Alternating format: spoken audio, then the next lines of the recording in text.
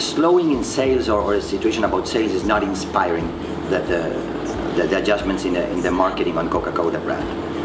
Actually, the brand Coca-Cola, the way we look at it globally, has been growing and continues to grow. And this is, as a company, Coca-Cola has never stopped to grow in each one of its 120-something years of life. You may want to have higher rates of growth, that's a different situation. This change is inspired for the way we want to continue to satisfy our consumer needs. And the way we were offering our Coca-Cola brand and its variants, let's say it was not optimal. We found out that we would be maximizing that reach to our consumers if we put all the brands together, all the variants together into one single brand. And then, yes, we have to make an effort of specifying the features or ingredients in every one of the variants so that you can activate your choice. Because if you put them all together under one brand proposition, you may say, are they all the same? So we need to complement this effort, this campaign, and you will see it in the market, by what we call level 3 communication, which is a very specific tactical communication that just tells you that Coke Life has half of the calories of a Coca-Cola original and is sweetened with a natural ingredient coming from a plant that is called stevia. That's all the information you need to tell the difference between Life and Coke Original. But that level 3 is meant only not to create a different personality for Coke Life, rather than to tell you, given the information upon which you can say, now I can choose between these two. Advertising will probably not go to the level of ingredients, because we usually don't do that, or it would be too boring, rather than product benefits. You will see a lot, if the campaign fulfills its purpose, and I'm just crossing my finger and it does, you will get the sense that all Coca-Colas are great tasting, highly refreshing, very uplifting in nature, and that's like what we call product benefits, or functional benefits that come straight from the product, all together with this beautiful historic brand emotional reward of drinking a Coca-Cola. But bringing attention to the product, you're right in one element. Transparency is a big part of our corporate action. We want to be transparent in everything we do. There's nothing to be hidden in Coca-Cola, and definitely if consumers or communities start being concerned about this particular sweetener or this particular ingredient, about anything, caffeine, sugar, water, we can really respond to that, because we have the range of products that are high quality, approved in every single country by the regulatory authorities. We may consider ourselves more of an expert in happiness than some of the other colleagues, because we've been doing this for a long time. Marcos was very vocal in praising consistency throughout time as a power of the marketing campaigns. Optimism more than happiness, the notion of having a positive outlook. When you go back in the Coca-Cola campaigns 40, 30, 20 years ago, we always have a Coke and a smile. Things go better with Coke.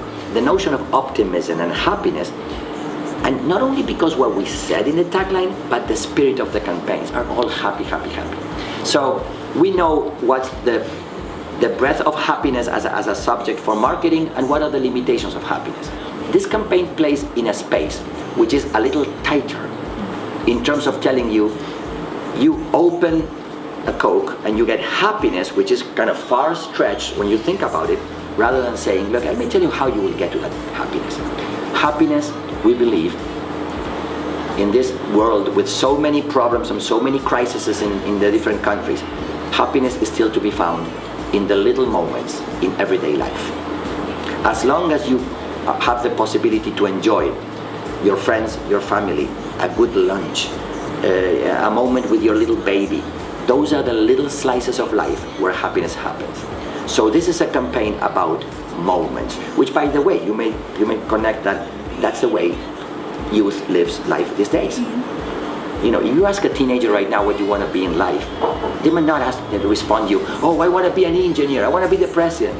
They're into these moments, and that's why it gives this possibility for Snapchat, Instagram, and all these applications that just capture a little photo and they share, and they get a response in real time, and they share again, and they comment on each other.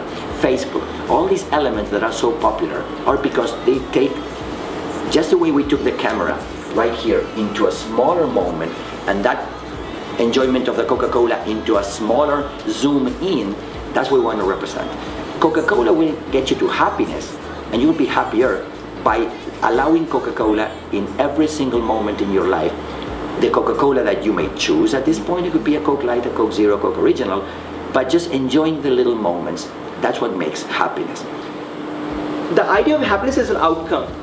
It's not the destination. So when I drink a Coke, I have 2 children. When they drink a Coke, you know, the first reaction is smile. I give them milk every day, and they don't smile after drinking milk, you know. They get fulfilled. It's a smile. That happens every day. It cannot happen only during Chinese New Year. So I think we are, as I said, very happy and excited about the work.